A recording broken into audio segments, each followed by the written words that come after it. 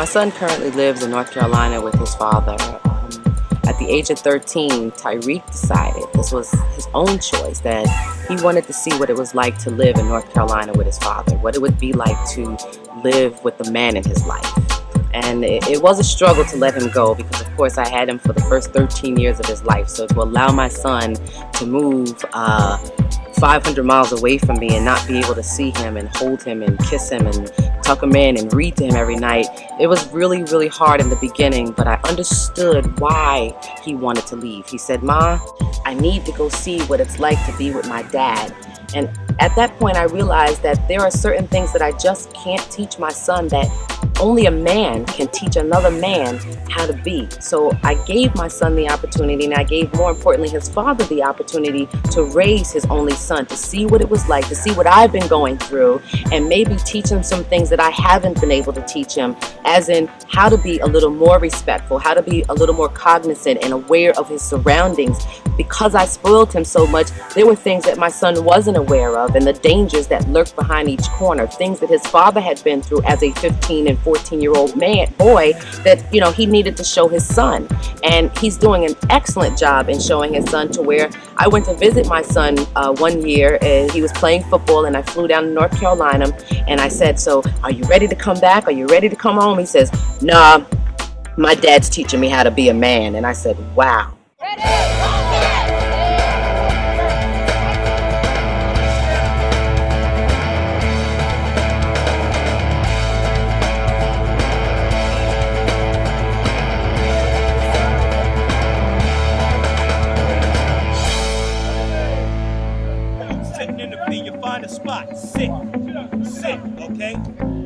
Talk a little bit about some of the challenges that you faced in raising 5 sons.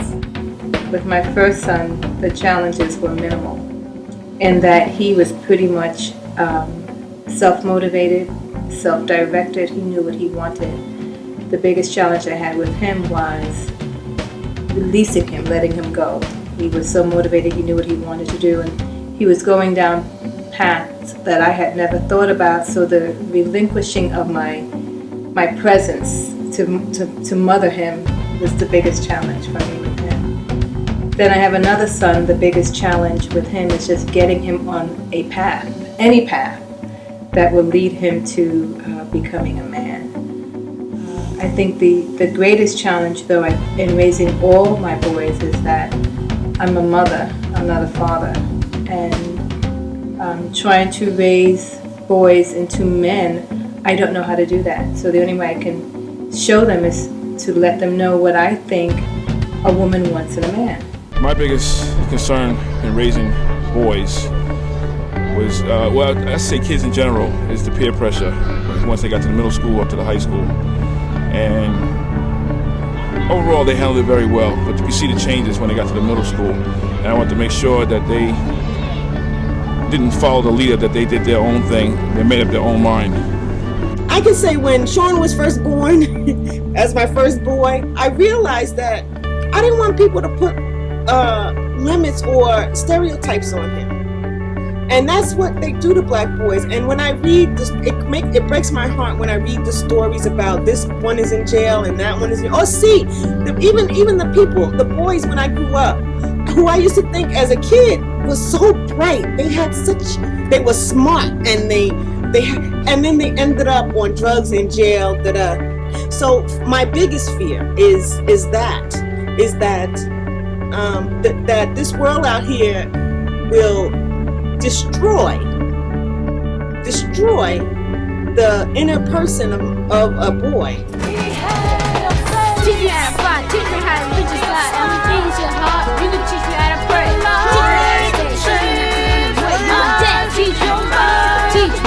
Teach me how to fight, teach me how to reach your side. Everything is your heart, you can teach me how to pray. Teach me how to stay. Teach me. Women have one perspective on life and life issues. Men have another perspective. And I say that simply because men, if they're raising boys, can relate to a lot of the challenges that them young fellas are going to go through. where regardless of how great of a woman you are, great of a parent or mother that you are, you're not going to be exposed to the same challenges, you know. And that's not to say, by no means am I saying women cannot raise great men. By no means am I saying that. What I'm saying though is that there's certain challenges that men go through and that they can share with their sons. You know, let it be, you know, being stopped by the police. Very rarely do black women get stopped by police as compared to black men. Well, I should say they get stopped by police relatively less. Okay, issues of employment. You know, historically, African American women are able to find employment, where there's somewhat of a difficult task for an African American man, regardless of the degrees he has or, you know, his experiences. You know, we are held to a different standard. I was raised by my mother, so I think my mother did a pretty good job raising a man. I also had a lot of outside influences, like my best friend's father who passed away. He helped me out a lot in values of being a man, and you know, because there's only certain things that my mother could teach as far as, you know, the values in life, but Tony actually taught me how to be a man. And for my sake, a man is not only just hanging out, drinking, and with the boys, but also how to treat a woman. Not being with my father during most of my youth helped me understand how important it is for me to be around for my children. I didn't want to be an absentee father, and that's why I waited to get married to have kids. You know, I've missed out a lot as far as going to the baseball games with him, or just having, you know, somebody to share that time, and that role model that should have been my father became somebody else. Although I'm married, my son's father, my husband, is incarcerated at the time and has been since the birth of my son, Zarel. For me, it's really hard trying to raise him as a single parent. There's a lot of things that men need men to be there for, to help him out with the different things that he learns in life. And for me, as a female, I have to learn how to teach him those things that he's missing out in with his father not being here.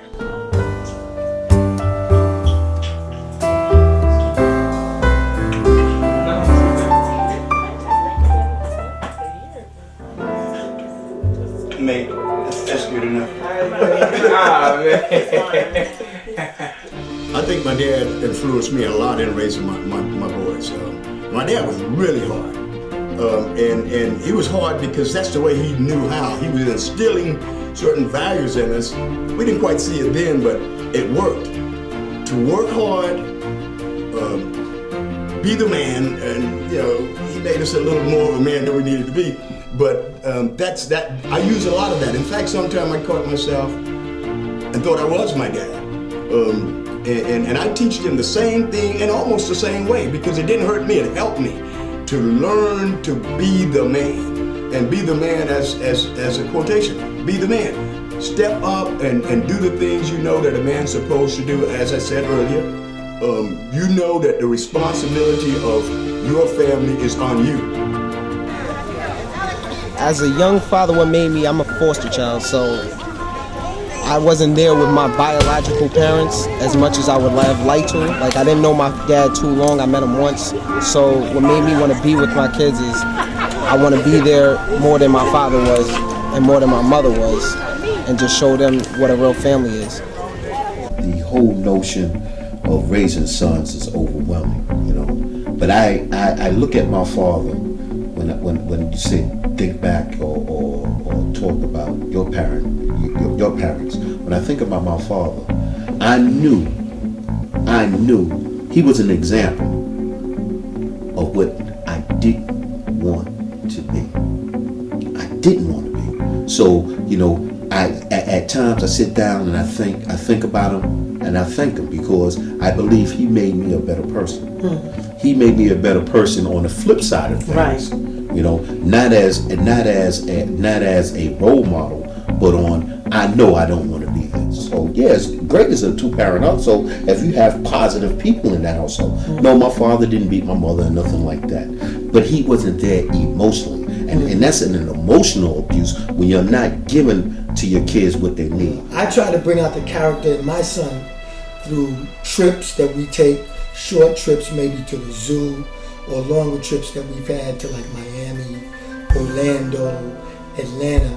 And during these times, Vaughn and I get to talk, and it's incredible what you learn when you spend long periods of time with someone you love so much and someone you want to teach. All of a sudden, these aspects of character building come out, and you want to develop this in your kid so that he becomes a full and rich human being.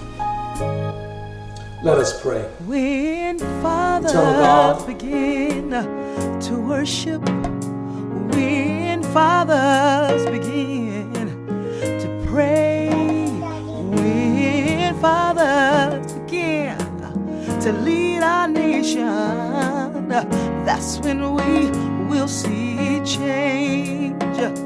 When fathers bow down before you, when fathers depend on the word, when fathers begin to lead our nation, that's when we will see change.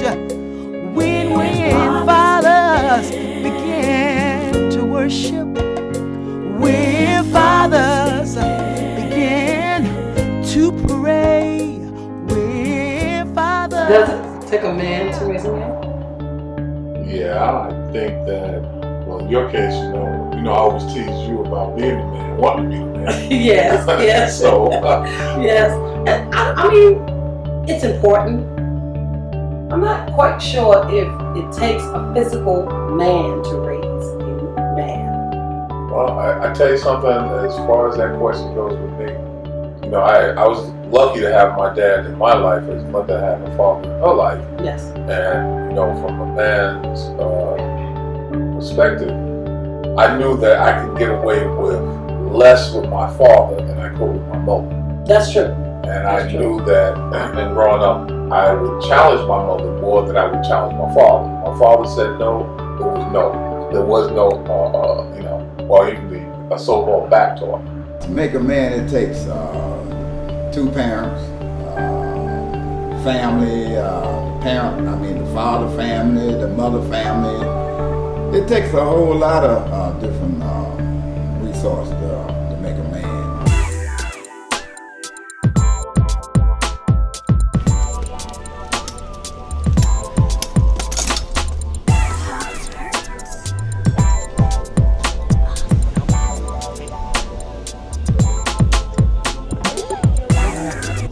When does a boy become a man? That's a ponderous question.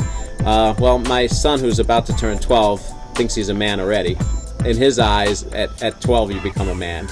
I don't think there's actually a day to become a man. It has to do with a lot of factors around your life and things that you are involved in and involved with that really make you mature sooner or later. You know when you're a man, you know, inside of yourself. A lot of times we fake it and say, oh, I'm a man, I'm doing this or I'm doing that. But you still got a lot of boy in you. You still want to run the streets or whatever. I think I first realized that I was becoming a young man was when I moved out of my parents' house and I started taking care of my bills and my financial responsibilities by myself. At first, my wife and I wanted to teach our sons how to be responsible, to take responsibility for their actions. Secondly, we wanted them to learn how to be self-sufficient so they could provide for themselves and hopefully their future families. And third, we actually wanted them to learn how to not only look out for themselves, but also to look out for others.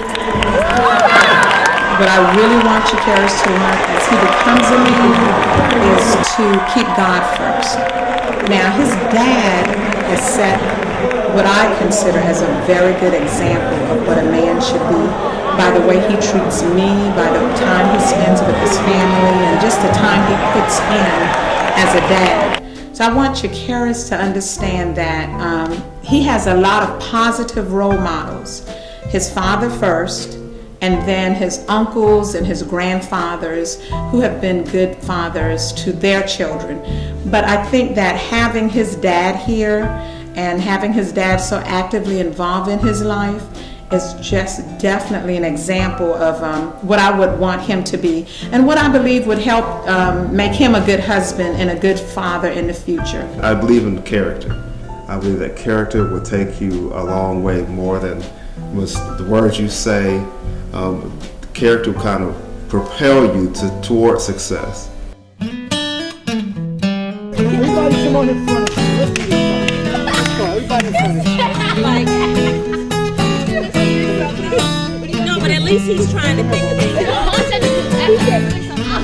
I'm really sick of it. Stop. All right, sorry. Wait, sorry. And down. That's the usual stuff. That's the usual stuff. With my brothers, they have sons. With me, I have just 2 girls.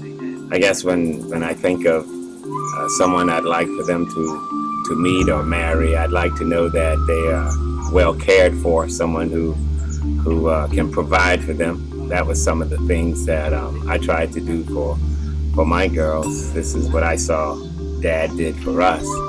So I thought I would provide the same for them, and I'd like to see them have the same thing in their family. I mean, basically, the guy needs to have a job. It is important for a guy to be independent, as I feel that it is important for me to be independent. I don't see how a guy can, and it's not necessarily that I am expecting the guy to take care of the household by himself, but I am expecting the guy to know how to take care of himself at least. And so if you are not working and you're still living in your parents' house and you have no ambition and you don't want anything and you're expecting me to take care of you, that is not happening.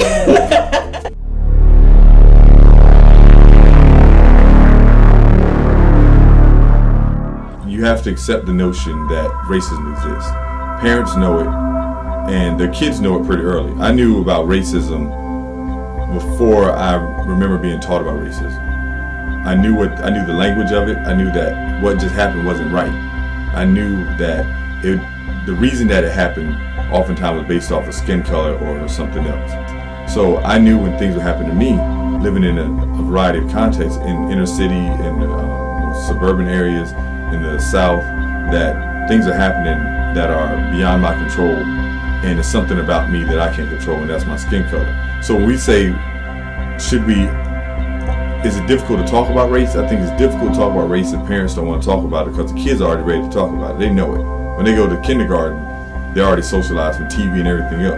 How are you preparing, say, your little one, Brendan, to deal with racism? Well, it's really twofold.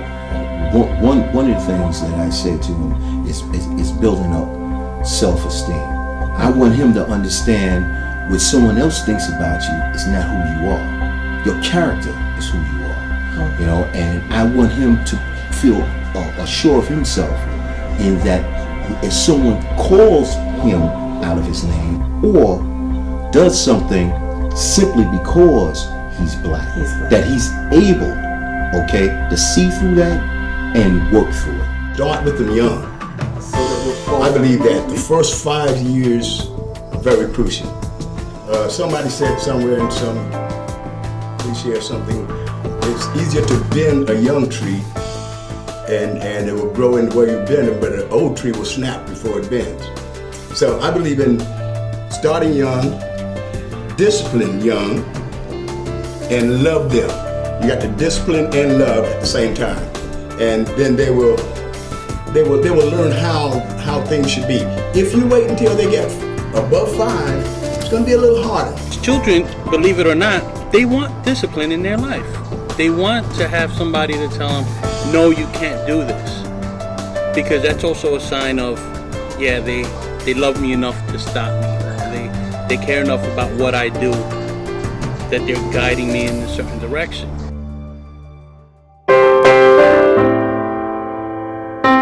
I had 5 sisters, so respect in women is something that I honor, so to speak. And quite often, I find myself telling her, sweetie, we need to have the kids see us, holding each other and kissing each other a little bit more. But I think it's important. I think it's important, especially in this day and age where you hear all the, excuse the language, all the cursing about women, the B's that they're being called on the rap videos, and all the sexuality and the demeaning of women. I think it's important that my sons understand that we should not only appreciate, but pretty much hold in high esteem the women in our life. But I think the biggest way they learn is by example. They look at the way we live our lives. No matter what you say, they're looking at what you do. They're looking at how that man treats you.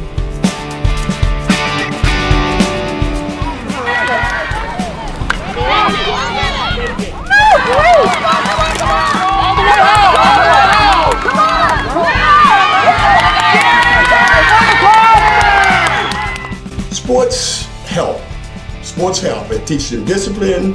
It teaches them competitiveness. And all of this is a part of growing up and being a man. If you're competing, healthy competition is really good because it makes you want more and work harder to get what you want. A teaching of sports is a teaching of a way of life. Something to stay healthy and to nurture their brains, their mind, their body, and their soul.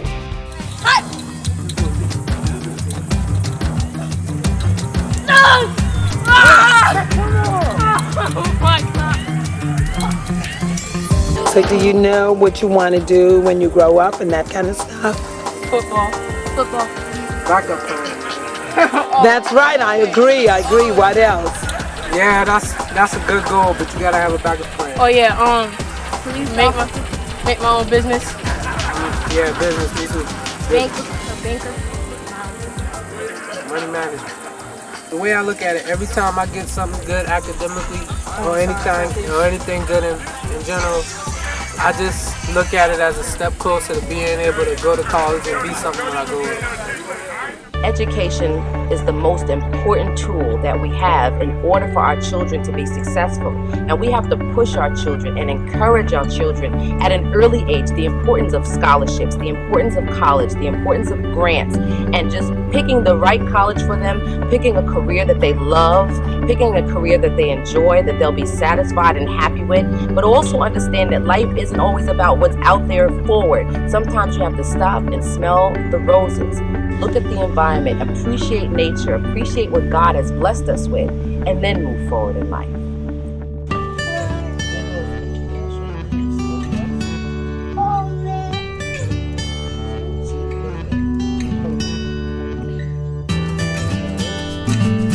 We're teaching the value of a dollar. Teaching them that life is not as easy as most parents, or some parents I should say, make the kids think when they're young. Everything they want, they give it to them. And life is not that way. You have to work and earn your way in this life. They have to be responsible for their own actions. And the parental involvement comes in teaching them what's right and wrong. But ultimately, it's going to be their decision on whether they do right or wrong. Teach him that, life is very precious and you're only here for so long, and to try to stay away from the things that could really destroy your life. Like, don't get involved in smoking, don't get involved with drugs, stay away from people that can hurt you. So if you want your kids to be the best that they can be, you have to model it. You have to model what you want them to see. How you want them to live their lives, you have to model it. So if you go out there and you do the wrong thing, just think about how many lives that you have affected by what you've done. And if you've done great things and good things, how effective that will be. So just don't think that life is all about me. It's all about me and what I want and I. Think about who else will be affected by the decisions that I make, albeit negative or positive. Raising sons is like planting a tree. You plant the seed, you water it, and a tree grows. Yeah, and if you nurture it and water it properly, the tree will grow strong and be able to stand on its own. Just like a tree, at times, when it's new and growing, you have to put supports in place. But as you water it and give it the right nutrients and nurturing the tree, it's able to stand on its own. Like a tree planted by rivers of water, I am growing, reaching for the sun. I am standing so tall and so strong. Just like a tree, I will not be moved, 'cause all I've got.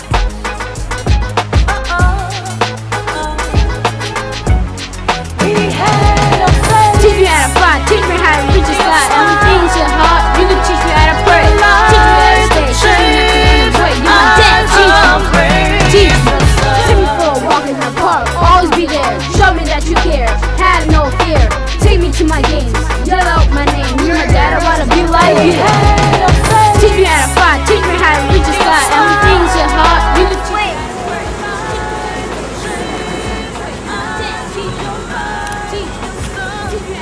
When I grow up, I want to be just like my dad, which is coaching volleyball.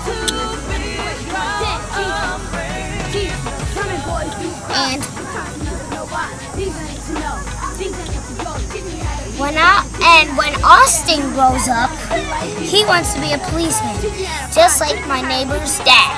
Your heart, you can teach me how to pray. Teach me